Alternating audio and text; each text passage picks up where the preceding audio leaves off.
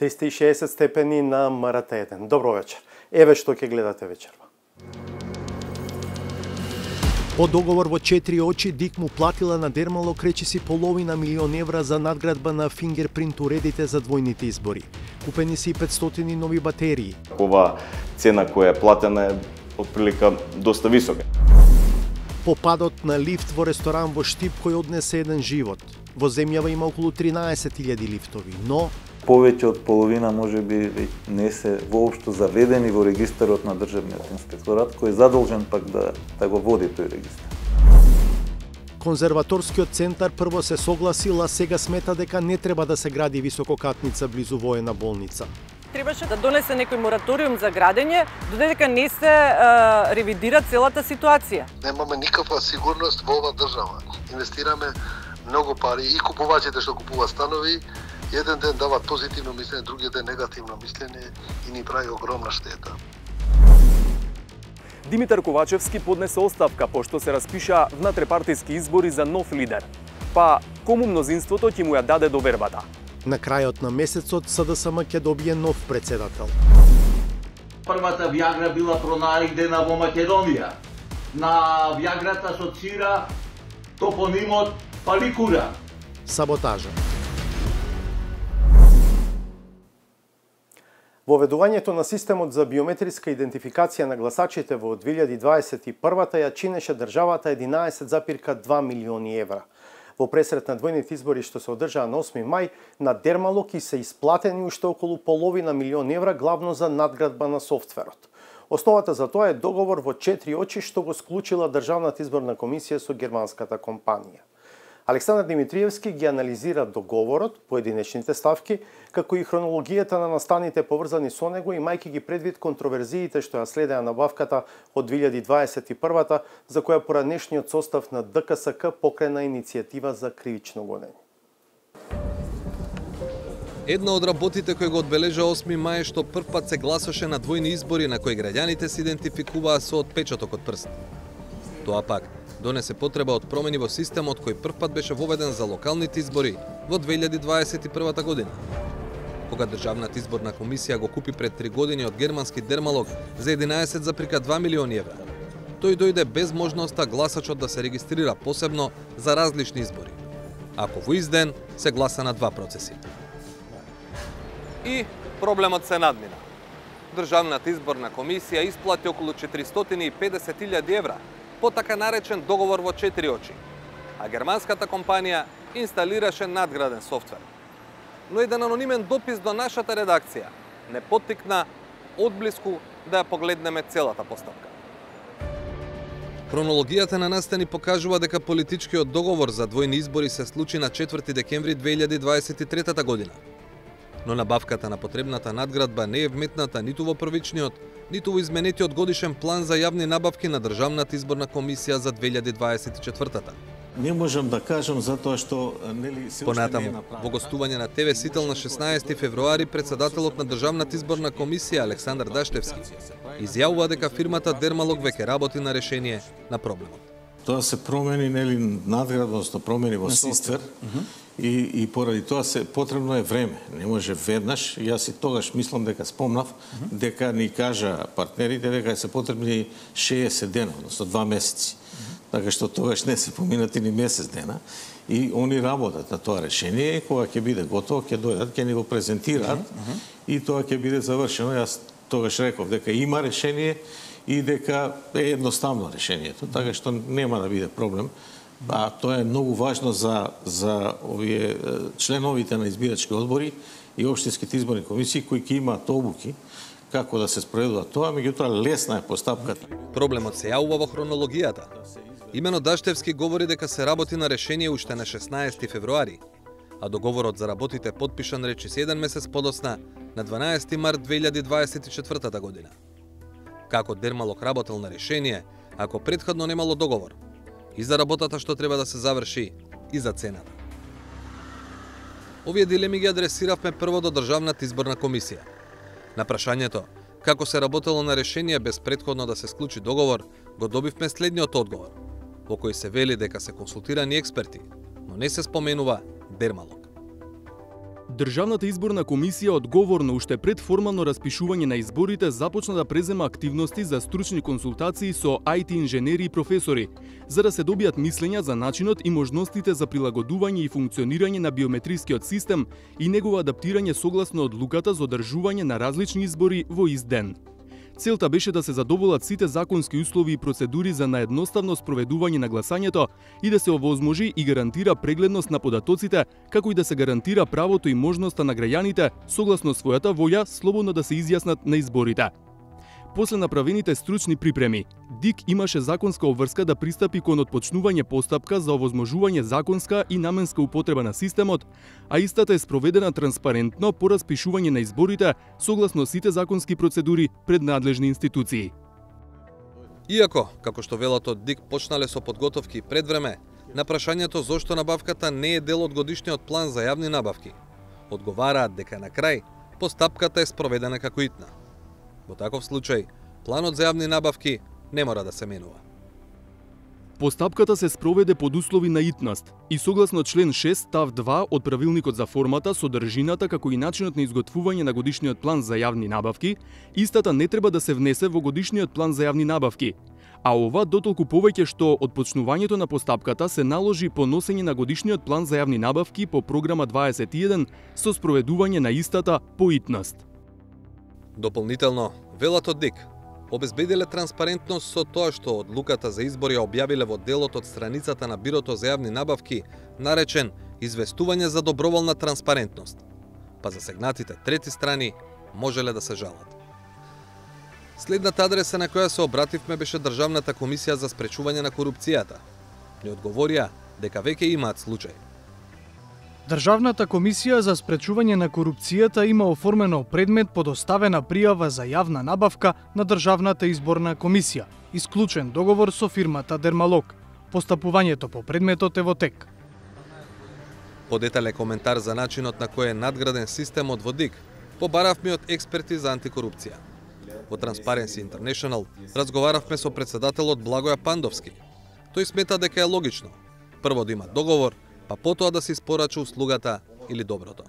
Секако, пред финализација на оваа соработка, на која треба да следи еден формален документ, договор за испорачување на овие услуги, точно е дека се остава одреден сомнеж, бидејќи настапува на некој начин, да речам, сомнеж за прејудицирање на изборот на овој орган, пред официјално подпишување на договорот. Но Пандовски го разгледал договорот и од содржински, а не само од формален аспект. Една од ставките е набавката на 500 батерии за уредите за биометриска идентификација. Тој ги побарал и успеал да ја најде спецификацијата за тоа каква батерија користи уредот СВТ 5008. Сега, доколку малку се прочепка, односно се види со што се занимава компанијата Дермалог, и се види дека тие не ги произведуваат овие батерии. Најверојатно батериите се производ на некој друг, на друга фирма. Така да се поставува прашањето зошто овие батерии се набавени од Дермалог, односно се дел од оваа набавка, инаку чинам дека ставката само за овие батерии е некаде околу 2.400.000, отприлика 2.500.000 денари, кои доколку се поделат со еден уред од овие 500 уреди кои што се набавени, и произлегува дека некаде вредноста на еден уред е 79 евра. Ако се прогугла на интернет и се побара на оние официјални страници, Амазон и така натаму, колку би чинела една ваква батерија, па може да се дојде до цена од 5 евра па нагоре до кај 15-20 евра. Меѓутоа, сепак оваа цена која е платена е отприлика доста висока. Јас не прејудицирам дека тука има некои недостатоци, затоа треба да се погрижат официјалните органи. Батериите не се единствениот трошок кој е тешко да се процени колку е оправдан. Например, ставката 1 која е наречена прилагодување на имплементираниот интегриран систем за биометриска идентификација со негова надградба, а од што може само да се претпостави дека е самото софтверско решение, чини 8.888.999 денари, или околу 145.000 евра. А цената за инсталација на софтверот во уредите за биометриска идентификација кои се на самите гласачки места е околу 60 евра по апарат, или вкупно 240.000 евра. Прашавме во ДИК колку време било потребно за надградба на софтверот на еден апарат. Не ни одговорија децидно. Подготовката на УБИК апаратите за користење на денот на изборите представува процес со поголем број редоследни активности на имплементација и контрола, каде се вклучени повеќе лица од ДИК, а согласно изготвен план за реализација. Комплетниот процес на подготовка на УБИК апаратите завршува за максимум 10 дена за сите уреди. Или немаше ниту збор колку време трошеле експертите на Дермалог за еден апарат. На прашањето пак, дали за активностите биле ангажирани подизведувачи, од ДИК ни одговорија дека Дермалог не ги известил дека ќе ангажираат други компании. Ова не е прв пат државните органи да се занимаваат со набавките на ДИК од Дермалог. Предходниот состав на антикорупцијска поведе постапка по првиот тендер за набавка на фингерпринт уредите од 2021 година, вреден 11,2 милиони евра. Процесот заврши со иницијатива за кривешно гонење и извештај во кој, меѓу другото, е заклучено дека не е спроведен вистински тест за прифаќање и квалитативен и квантитативен прием, без што не смеела да се исплати сумата на набавката од околу 11 милиони евра. Една од фирмите подизведувачи почнала да бара контакти за набавка на фингерпринт уште пред да се објави првиот тендер за такво нешто. Домашните подизведувачи имаат сомнителни трансакции кон правни и физички лица по завршувањето на тендерот. И друго. И 360 степени истражуваше на оваа тема. Откривме дека локалните подизведувачи оствариле неверојатни финансиски резултати во годината на набавката. Например, профитот на фирмата Симболико скокнал од 20.000 на 380.000 евра во таа 2021 година. За веќе следната, првата година по тендерот, да се врати по старо, на 18.000 евра. Другиот подизведувач, Алфа ЗМ од Горно Седларце, во годината кога го добиле и реализирале тендерот, има приходи од 1,3 милиони евра, од кој на крајот на годината, како профити останале речиси 1 милион. Веќе следната година, вкупниот приход на оваа компанија паѓа на само 56.000 евра. Каква е судбината на предметот во обвинителството по сите овие наоди, не ни беше познато се до вчера, кога од Државната комисија за спречување на корупцијата ни пренесоа дека предметот е затворен. На 21.2.2024 година доставена информација дека во рамки на предметот биле преземени предистражни действија при што произлегло дека за истиот кривично правен настан веќе оформен друг предмет, поради што двата предмети се споени и дека на 14.2.2024 година е донесена резолуција дека нема место за јавно обвинителска интервенција. Подоцна, потврда добивме од обвинителството. Ја прибрале целата документација, работели со Управата за финансиска полиција и со Управата за финансиско разузнавање. По анализа на севкупната прибрана документација произлегува дека Државната изборна комисија спровела постапка за јавна набавка на интегриран систем за биометриска идентификација на гласачите согласно Законот за јавни набавки и по склучување на договорот меѓу договорните страни, истиот бил целосно реализиран, така што на ниту една од договорните страни не била причинета штета, ниту пак била прибавена корист. На нашата покана за изјава се одзва поранешната председателка на ДКСК, под чија капа беше завршен предметот за Дермалог. Не го криеше своето разочарување. Навистина ми е жал, до сега од целокупната наша работа единствено што излезе еден посилен предмет беше за спортските ваучери. Од толку многу иницијативи, жално е што ова се случува. Што да кажам, секој си има своја одговорност и тоа е одговорност на обвинителство. За изјавите на председателот на ДИК дека се работело на решение пред воопшто да се склучи договор за јавна набавка, смета дека треба да се проверат. Изјавата што ја дава председателот на Државната изборна комисија е вербален исказ кој што во случајов треба да се потврди со подкрепувачка документација. Дали тој мислел дека ќе се подготвува или се подготвува, дали глаголот го сгрешил времето и така натаму, тоа не е основа за обвинение, меѓутоа е црвено знаменце и остава простор за сомнеж, кој што, ќе повторам, треба да се подкрепи со соодветна документација. Дали има работни налози во компанијата за подготовка на софтверот и така, ред други документи кои што ќе укажат дека се работело пред да се склучи договорот.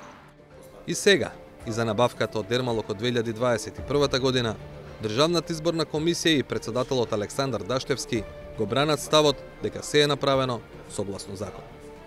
Претходниот состав на ДКСК јавно образложи зошто смета дека не се согласува со тоа. А актуелниот доправа треба да се изјасни за новата набавка. Состојбата со лифтовите во земјава е благо речено хаотична. До оваа констатација не донесува проверките што ги направивме по неодамнешниот трагичен инцидент во Штип, кога во пат на лифт во ресторан загина еден човек, а друг беше тешко повреден. Првичните сознанија на обвинителството се дека лифтот бил поставен вон предвидените процедури.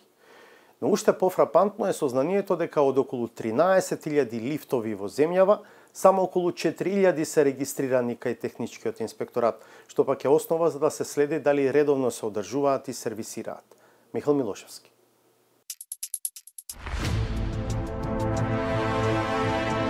Пред околу 3 недели во овој штипски ресторан се случи несреќа во која едно лице загина, а друго беше тешко повреден.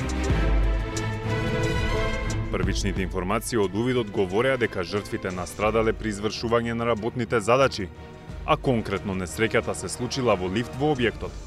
Дури деновиве, и тоа во извештај на Државниот инспекторат за труд, беше обелоденето како точно настрадале работниците.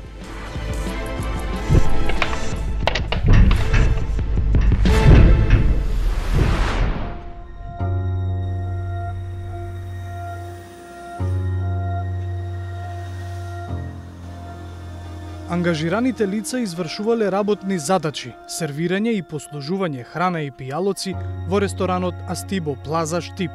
Во моментот кога се случила несреќата, истите ангажирани лица од кујната, која се наоѓа на првиот спрат од објектот, внесувале количка со празни чинии во товарен лифт. И во моментот кога ја внеле количката во лифтот, доаѓа до откинување на сајла на лифтот, при што лицата паднале со лифтот од висина од 4,80 метри и се здобиле со тешки телесни повреди.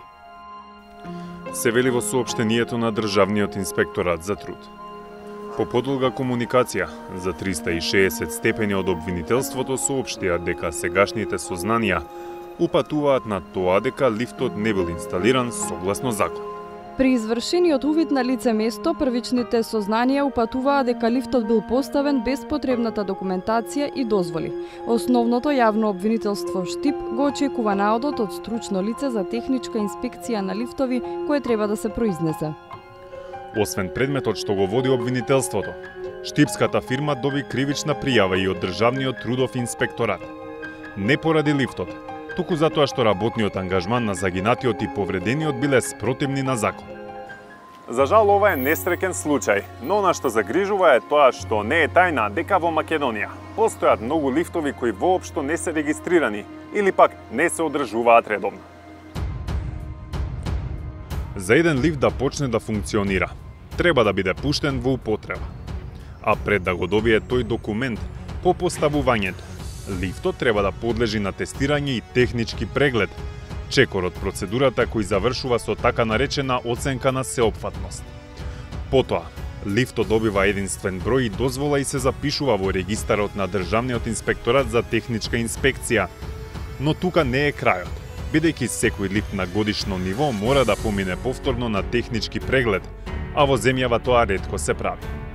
Значи, од старите лифтови, што се во употреба 20, 30, 40 години повеќе, има еден дел таков, тоа тие се своевремено се ставени во употреби, во употреба регуларно, да речам. Меѓутоа, не се прават тие редовни технички прегледи, има и тука и подобрување што мора да се направат, така и натаму, и затоа можеби станарите или некои други не се нафаќаат на тоа.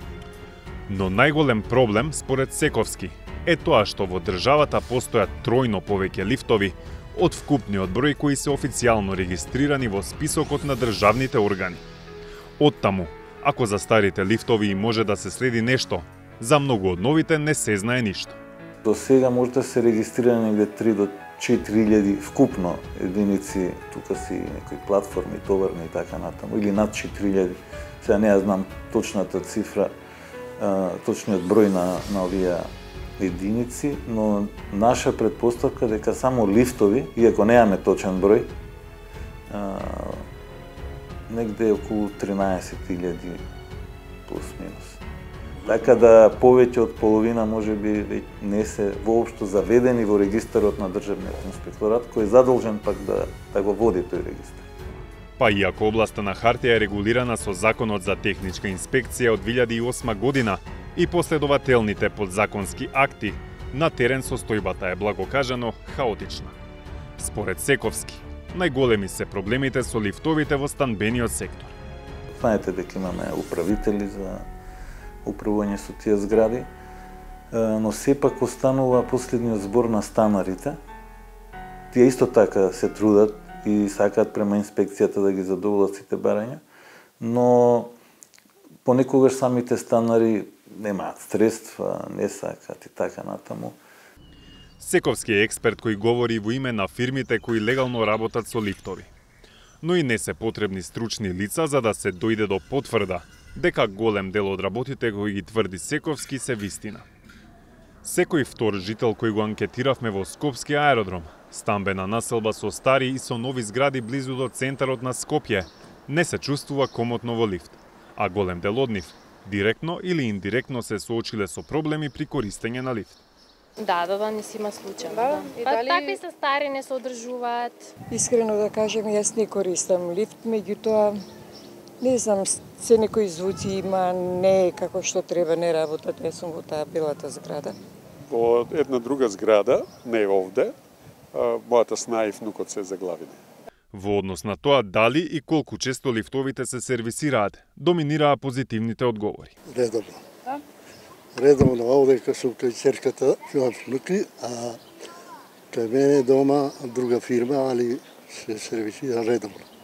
А јас се надевам дека доаѓаат редовно, се надевам. Па мислам дека има, да.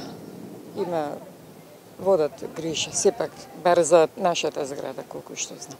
Па пишува дека има, ама не сме сигурни колку е тоа релевантно, да.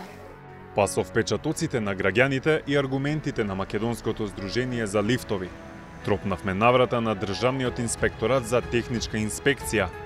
Таму е евиденцијата колку вкупно лифтови имаат регистрирано во моментов во земјава и дали се сервисираат редовно. Од Државниот инспекторат за техничка инспекција побаравме одговори на неколку прашања, меѓу кои дали имаат точни податоци за вкупниот број лифтови, дали располагаат со доволно капацитети за покривање на барањата во целата држава и дали се случило да најдат на лица кои поставуваат лифтови на диво и да изречат казни. Иако првично добивме уверување дека ќе кажат став, една недела по ветувањето, одговори не добивме. Ние и натаму ќе ги чекаме одговорите од техничкиот инспекторат. Оттаму и обвинителството чека извештај за да ја продолжи постапката за случајот во Штип. Ниту оваа сторија, ниту предметот што го води обвинителството, сепак ќе ги извршат последиците од несреќата. Но можеби ќе придонесат да почне да се прави нешто, за да не се повторуваат истите грешки и да нема нови жртви. Случајот со изградбата на 17 катница близу воената болница во Скопје доби дополнителен заплет со новото, сега негативно мислење на конзерваторскиот центар, кој под раководство на друг директор претходно дал позитивно мислење за градбата во зоната на споменик на културата. Активистите кои се против градбата сега имаат аргумент плюс и бараат одземање на одобрението за градба издадено од општината. Инвеститорите пак велат дека градат со сите потребни дозволи и дека ваквиот однос на институциите им прави огромна штета. Славица Филиповска Иванова. Бараме живот, бараме почитување на закони. Багерите и камионите почнаа со работа на градилиштата во близина на болницата 8 септември, каде треба да се гради 17 катници. Кандидатот писмено дека е навистина тоа легално. 5 месеци подоцна, во полнек се градежните работи во Скопски Карпош. Се гради висококатницата против која се протестираше, меѓу другото и затоа што парцелата е во заштитено подрачје на зградата споменик воената болница.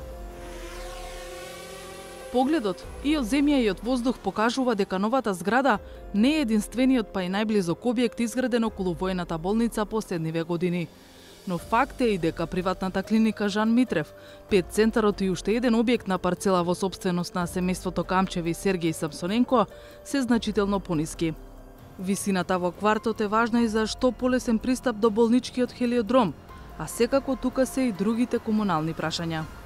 Никој не консултирал градот, 17-20 катници, бука огромна, не се спие овде. Навечер мора да отвориш прозор до 10 саатот. Тоа е некоја огромна бука, да го стопираме ова, да се собереме, додиме кај градоначалникот да му кажеме ова не оди више вака.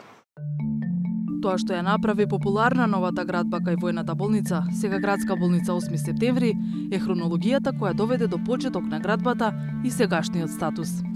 Првиот чекор датира од 2013-та, кога општина Карпош носи нов детален урбанистички план, во кој за ова место е предвидена маркичка за градба на стамбена зграда од 26 ката плюс приземје и поткровје.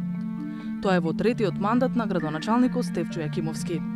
Но во тој момент на сила е регулацијски план кој забранува градби над 4 нивоа во квартот, токму поради комплексот воена болница. Така е се до 2023-та, кога Уставниот суд го укинува регулацијскиот план, и тоа по иницијатива на адвокатот Бојан Милошевски, кој е поранешен генерален секретар на општина Карпош. Независната советничка во Карпош и активистка против изградба на висококатницата вели дека тогаш нам видели на излегле разни игри. Ние, за да го спречиме тоа, баравме на совет суспензија, да се одобри точка на дневен ред со кој ќе ја задолжиме општина Карпош да направи елаборат и суспензија додека не се види што како со она што го предвидува ДУП-от од 2013 година. Седницата првата на која ја изгласавме таа суспензија не беше признаена, потоа не можевме да собереме кворум и се видеа дека тука се некои игри. Веднаш по одлуката на Уставниот суд со кој практично е укината забраната за градби од најмногу 4 нивоа околу војна болница, се јавуваат и потенцијални инвеститори. Собствениците на парцелата бараат општината да им одобри урбанистички проект со кој бараат помала зграда, по 17 ката. Добиваат одобрување за урбанистичкиот проект од општината, пошто конзерваторскиот центар издава позитивно мислење дека зградата не ја нарушува околината на војната болница. Интересно е да се напомене дека ВД директор на конзерваторскиот центар во тој момент е Константин Димитровски, кој е член на Општинската комисија за урбанизам.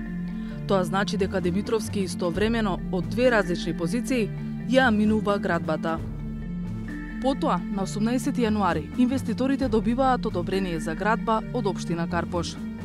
Откако станува јасно што следува, жители и активисти се креваат на протест. Резултатот од граѓанскиот притисок е формирање работна група под капа на Министерството за култура, која го разгледува позитивното мислење на конзерваторскиот центар и носи извештај со препорака тоа да се укине. Конзерваторското мислење се укинува, но од новата директорка на установата, Лилјана Китановска.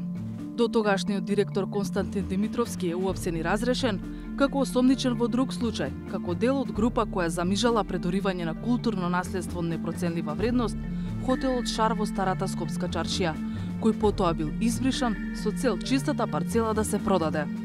Инвеститорот на висококатницата кај војна болница се жали на поништеното мислење, но конзерваторскиот центар ја одбива жалбата како неоснована. Инвеститорот тогаш поднесува тужба против конзерваторскиот центар пред управниот суд. Од судот за 360 степени велат дека предметот се уште се работи. Минатата недела конзерваторскиот центар носи ново, овој пат негативно мислење. Овој сплет на околности, според Невена Георгиевска, е доволен за општината да ја запре градбата. Требаше да го запре, да донесе некој мораториум за градење, додека не се ревидира целата ситуација.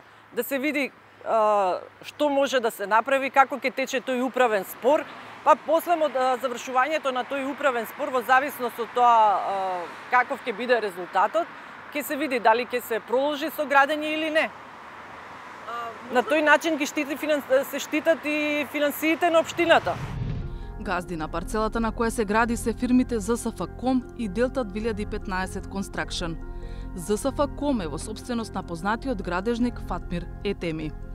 Делта 2015 до пред 6 месеци била во собственост на Орка Холдинг на семејството Камчеви. Од тогаш газда е докторот Александар Николич, инаку кардиохирург во болницата Систина, каде пак Орка Холдинг е еден од собствениците. Во разговор за 360 степени, газдата на ЗСФ-Ком Фатмир Етеми вели дека нема никаква поврзаност со екс-директорот на Конзерваторскиот центар, Константин Димитровски, кој паралелно членувал и во Комисијата за урбанизам во Карпош. Никогаш у живот не сум присувал во Конзерваторски центар. Никогаш. Значи немаме никаква допирна точка. Според Етеми, одобрението за градба е добиено во законита процедура. Новото мислење на Конзерваторскиот центар, со кое се бара укинување на одобрението за градба, според Етеми е доказ за правна несигурност. Немаме никаква сигурност во оваа држава. Инвестираме многу пари и купувачите што купуваат станови, еден ден дават позитивно мислење, другиот ден негативно мислење и ни прави огромна штета. Почнавте да продавате станови? Да, до сега сме продале над 120 стана и 30 деловни простори. Па како кога е во тек управен спор, па и вие продавате? Ние сме имале правосилно одобрение за градба, имаме лиза пред белешка, чиста документација имаме. И мислењето не е обврзувачка. Ние, кога сме добиле дозвола, сме имале позитивно мислење. Екс-директорот Димитровски не успеавме да го добиеме. Од сегашното раководство на Конзерваторскиот центар пак писмено ни одговорија зошто решиле да издадат ново негативно мислење. Во 2023 година е издадено позитивно конзерваторско мислење без да се почитува фактичката состојба во однос на тоа дека објектот не се наоѓа само во контактната зона на споменикот Војна болница во Скопје, туку истовремено и во споменикот Војна болница во Скопје. Зошто е постапено така во 2023 година би требало да биде предмет на интерес на соодветни органи и институции. Еден од инвеститорите, Фатмир Етеми, вели дека не треба да се прејудицира како ќе заврши управниот спор, но додава дека се легитимни неговите ставови за настанатата правна несигурност. Од Конзерваторскиот центар пак велат, ако останеле на позитивното мислење, ќе станеле соучесници во злосторничко здружување. Со овој објект има повеќе незаконски постапувања од различни субјекти, и тоа во текот на временски период од повеќе од 10 години. Во такви услови, Националната установа Конзерваторски центар Скопје мораше да постапи по закон со поништување на незаконското конзерваторско мислење и издавање на ново конзерваторско мислење, за кое нема правна основа да биде позитивно. Во спротивно, институцијата ќе станеше соучесник во кривично дело кое ги има сите обележја на злосторничко здружување. 360 степени се обрати и до општина Карпош. Прашавме зошто не ги запираат градежните активности додека не заврши спорот пред управен суд и дали новото негативно мислење на Конзерваторски може да биде основа за поништување на одобрението за градба. Со добивање на негативното мислење не сметаме дека треба да се поништи одобрението за градење од причина што на ден 8.11.2023 година оваа установа веќе издала позитивно мислење на кое што ниту Конзерваторскиот центар, ниту Министерството за култура, ниту кој било друг субјект немал забелешка за после 3 месеци од издавањето на позитивното мислење да и текне на самата установа да го поништи своето мислење и тоа не од суштински аспект, само од формален, зашто всушност се води постапката пред управниот суд. Од општината не гледаат судир на интереси во тоа што Константин Димитровски бил и директор на Конзерваторскиот центар и член на Комисијата за урбанизам кога давал позитивни мислења. Велат, општинската комисија издала мислење само за урбанистичкиот проект. На терен пак продолжува градењето, а останува фактот дека инвеститорот гради со правосилно одобрение за градба, но и дека реонот е во заштитено подрачје на споменик на културата.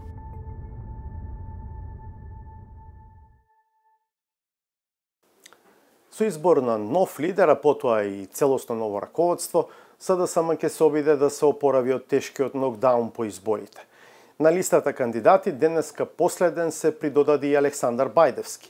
Така што ако им бидат потврдени кандидатурите на сите пријавени, на гласачкото ливче на 30 јуни ќе има 5 имиња. Зоран Јовановски за внатрепартиските предизвици пред кои е исправена партијата која во изминатите 7 години беше на власт. Денешниот резултат е разочарувачки. На СДСМ му е зададен тежок удар. Парламентарните избори завршија со тежок пораз на досегашната владеачка партија. Коалицијата предводена од СДСМ освои само 18 пратенички мандати, што значи дека СДСМ самиот доби помалку од ова. Малку фалеше да биде трета, а не втора политичка сила во земјава. Да живее Македонија, да живее Социјалдемократскиот сојуз на Македонија. Ова доведе до очекуван тек на нештата. Процесот што официјално заврши на државно ниво, почна на партиско. СДСМ имал подеми и падови, но овој пат пред социјалдемократите можеби најтешката задача да се обидат да ја исправат партијата на нозе по најтешкиот пораст на избори досега. Димитар Ковачевски поднесе оставка пошто се распишаа внатрепартиски избори за нов лидер. Па кому мнозинството ќе му ја даде довербата? Според партискиот статут, председателот се бира на непосредни избори, а не на конгрес. Тоа значи дека секој член на СДСМ ќе може да гласа на изборите закажани на 30 јуни. Партиското седиште во средата, ден пред истекот на рокот за поднесување кандидатури, беше зборното место за повеќето од кандидатите. Прв пристигна поранешниот министер за здравство Венко Филипче. Резултатите ќе ги видат многу рано, такви позитивни промени какви што бараат самите членови. Половина час подоцна својата кандидатура дојде да ја поднесе до вчерашната министерка за одбрана Славјанка Петровска. Предизвик сериозен е пред се и над се Социјалдемократскиот сојуз на Македонија да се исправи, да продолжи по патот на идеологијата на СДСМ. Подалеку од партиското седиште, символично спроти старата железничка станица, својата кандидатура ја објави директорот на технолошко-индустријските развојни зони Јован Деспотовски. СДСМ се наоѓа во многу тешка ситуација. СДСМ има потреба од еден нов почеток. Она што го објавуваме денеска е една нова програма за нов почеток за нов СДСМ. Ден предходно, далеку од камерите се кандидирал и непознатиот за јавноста Златко Ристовски, активист на СДСМ од Битола. А непосредно пред истекот на рокот, својата кандидатура ја поднеси Александар Бајдевски, заменик министер за информатичко општество и администрација.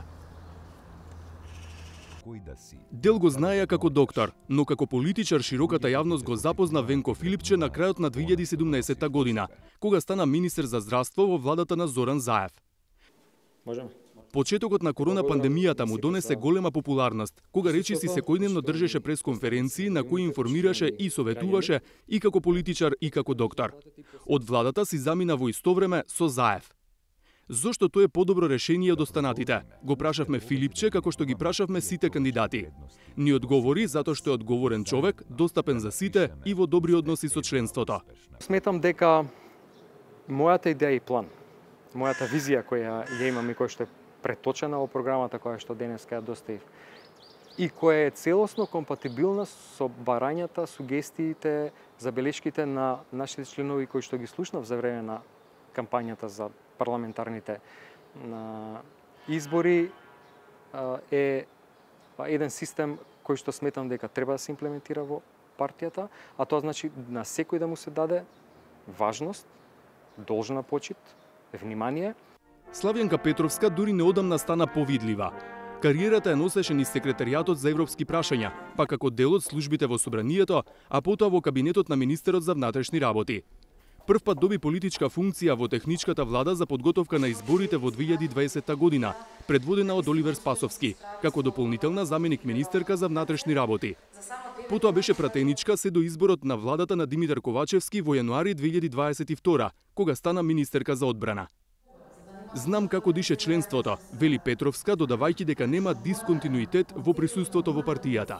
Знам кои се слабостите во функционирањето на политичката партија и знам што треба многу брзо да се отстрани за да може да се постигне пред се единството, сплотеноста и се разбира да го подобриме функционирањето на партијата, па дури потоа да зборуваме за победа. Да се случи тоа, треба има едни други предуслови, како што реков, а тоа е да се работи со членството и тоа што членството досега го нотираше како пропусти, а за жал не беа соодветно акцентирани, сега е моментот и треба тоа да го направиме. И Деспотовски, како и Петровска, минал низ секретаријатот за европски прашања. Беше директор на Фондот за иновации и технолошки развој, а од 2020 година е директор на технолошко-индустријски развојни зони. Тој веќе еднаш беше кандидат за председател на СДСМ, кога Зоран Заев се повлече од таа функција, но изгуби од Димитар Ковачевски. Вели дека има јасна визија како треба да изгледа партијата, а неговата програма се фокусира на она што смета дека е најголем пропуст во изминатите години. Фокус на луѓето и на потребите на луѓето.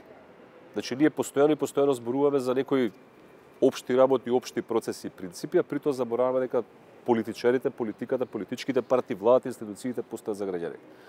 Така што фокусот е исклучиво на граѓаните, пристапот и концептот кој што го имаме и за кој што се залагам, а тоа е и радикален дисконтинуитет на начинот на кој што досега се поставува политиките, кои што беа поприлично нејасни за граѓаните, и начинот на кој што се мере, односно не се мере резултатите и одговорноста се делеше од ракав, го менуваме.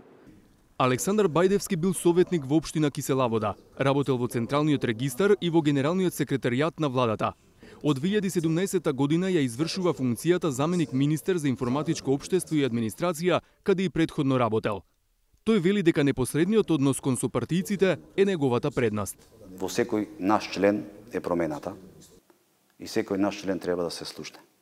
Малку во последниот период не бевме добри слушатели, не слушавме и го добивме она што, да речеме, како казна и од нашите активисти, од нашите симпатизери пред се, како резултат на последните избори.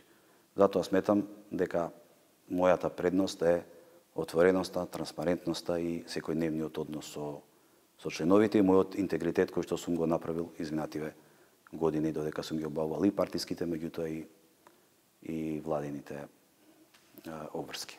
Недоволно посветеното внимание на граѓаните, доминантниот акцент на меѓународната политика и неефикасната борба со корупцијата се во одговорите на прашањето кои се главните причини за изборниот дебакл на СДСМ.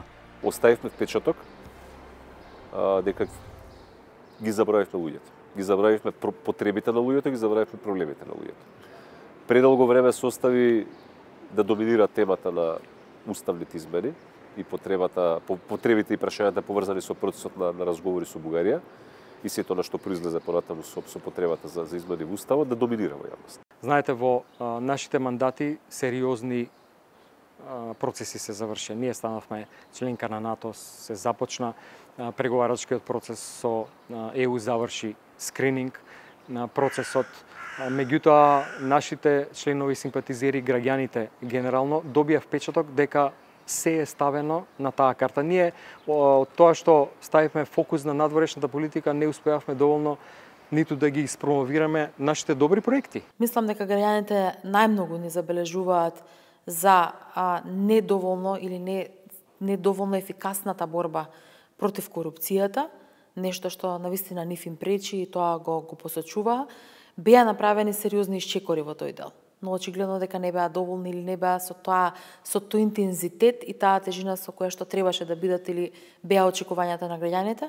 Односот натре во владата, во коалицијата со нашиот најголем албански партнер и перцепцијата на граѓаните дека СДСМ малку допринесува во работењето на владата, односно перцепцијата на граѓаните е дека истата ја води нашиот коалиционен партнер ДУИ.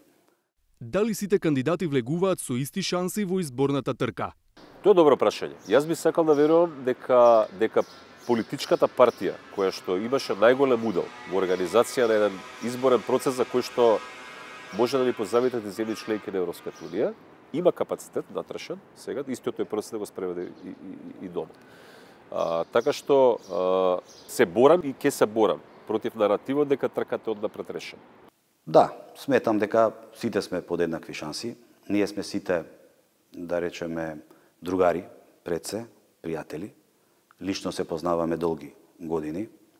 Секој од нас има добри лични контакти со многу членови од Социјалдемократскиот сојуз. Пред се зборам од членови кои што биле врвното раководство, бивши председатели, генерални секретари, членови на извршни одбори, подпредседатели, влијателни луѓе во Социјалдемократскиот сојуз. Јас сметам дека да, подеднакво влегуваме затоа што почнуваме сите од нула, сега членството е тоа кое што ќе процени или ќе оцени, се разбира кому ќе му ја даде довербата.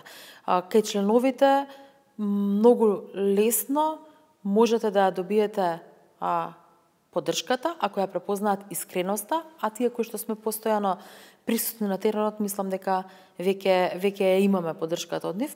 Јас верувам дека сите имаме исти шанси поради тоа што сите членови нас не познаваат еднакво. Тоа што сум јас близок со Зоран Заев, впрочем зборува повеќе за мене. Каков став имам кон луѓето, кон сите се однесувам со должна почит. Немам само добра релација со Зоран Заев, имам добра релација и со сите други претходни партиски функционери на раководни позиции. Но уште не почната. Трката за председател на СДСМ ги даде првите искри. Јован Деспотовски излезе со предлог кандидатите да потпишат изјава дека оној што ќе изгуби нема да прифати друга партиска функција. Петровска се согласи под услов да се додаде и дека се забранува кандидирање по трет пат, а избраниот лидер да даде оставка ако се соочи со кривична постапка. Слушнав за повико да се потпишат некакви изјави и јас сметам дека не треба да има никакви ограничувања. Дали сметам вистински, не популистички, дали треба да се потпише таква изјава, не затоа што ние не се надпреваруваме за државни функции, за тоа дека некој е власт, некој е опозиција. Немате подршка во она иницијатива која што ја доставивте со потпишувањето на изјавата и Филипче Петровска кажа дека нема да потпише таква изјава. Нивен личен став, мене ми е навистина жал што е тоа така. Мислам дека пропуштивме шанса на членовите да им покажеме дека сме принципиални во борбата. Ако одиме процедурално во нашиот правилник, начин и постапка на кандидирање, ние сите оние изјави кои што требаше да ги подпишеме, за да бидеме кандидати, ги подпишавме. Дополнителна изјава ниту ни беше понудена, нити да речеме некој од кандидатите сум слушнал дека ја подпишал. Последниот од тековниот месец е денот кога членовите на СДСМ ќе можат да се изјаснат, а мнозинството од нив да реши кој може да биде нов лидер на партијата. Сторија по сторија стигнавме до новото издание на рубриката Саботажа. Да видиме.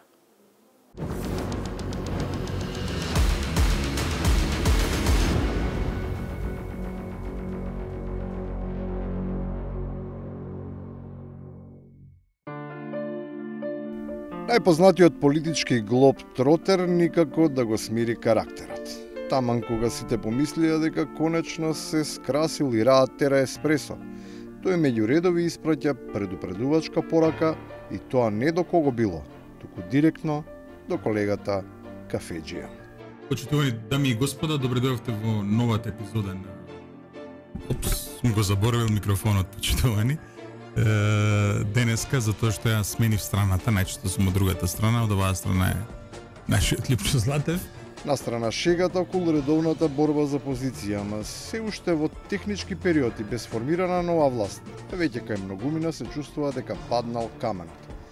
Дека чукањето во градите може да треба да прекине бидејќи низ белите дровови почнал да циркулира нов, чист кислород. Има една од бивша Југославија, екс-Југославија, бронхи лакше се дише. Ајде и на македонски, бронхи полесно се дише. И не само тоа, туку сега е барем полесно да се даваат диагнози. Тоа е имен на едноставно на лекарите, особено на тие во политиката. Иако имаат специализација по сосема друга област. Сепак, ако некој излезе со сознанија кои не одговараат на нивните амнези, умеат веднаш да ги сместат во адекватен фолдер со дефинитивен наод. Arsim Zekoli thotë që një marrëveshje e tillë është e nënshkruar dhe është e deponuar në ambasadën e Amerikës. Është e vërtet? Dëgjoni, Arsim Zekoli është rast psikiatrik, se nuk është normal njeriu. Нормално или не, но во земјава секогаш владе истиот принцип, како на демократска дебата, така и околу кадровската политика. Никој од ништо не се изненадува, бидејќи веќе е станато навика процесите да се одвиваат по истите принципи. Во светот, да скратам, првин треба да станете Трамп, за да станете председател. Кај нас станувате председател за да бидете там, за да излезете со една vreќа евро. Кај нас сте никој ништо, но станувате таму некој си, не знам која функција ќе ви ја дадат и најдеш вас сите ви се кланјат. Кој знае, можеби нешто ќе се смени. Има некакви навестувања, ама тоа не само што не изгледа, туку и звучи како утопија. Од македонци, грци, срби, албанци, бугари, од балканци, ке сме станувале швеѓани и норвежани.